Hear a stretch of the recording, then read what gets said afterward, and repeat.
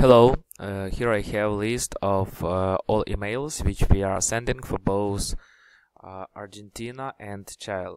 So I want to provide you some easy explanation how it's working. So you can see here we have like some templates in one file, and we have folders. So what you need to understand, in each file you can see the code of email which we are sending. Let's say we have email admin@credits.php. So if I start editing this, it tells me felicitaciones, somebody like Club Point, it will be company name, dado un bonus and amount of bonus. Also it provides some reason like this bonus has no expiration date.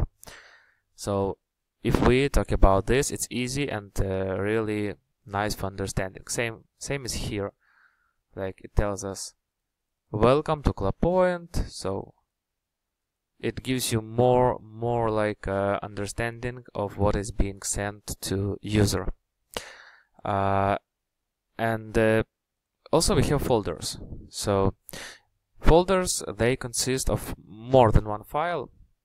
Let's check together. When doesn't take parcel, we have so-called base template. Base template, it's like basic information that surrounds each email. See, like you have questions, contact us, you received this email, and so on. So base template in most cases can be ignored, and here actually we have like addition and the most important part which we need. So it tells us hello user full name, we communicate something sucursal Oca. So you can read this message and understand and have clear understanding what it's about. Okay, so one more important issue here is you should pay attention to names, like time is over in cart. This means we send email when time in cart goes to 0, cart is cleared, and we send email. Okay, we have forgot password, for example, so it's sent when for password recovery. Send mail order from CSV. It can be really complicated, but as I remember, we have had such functionality. We had such functionality for child. As I remember, we had it for child. So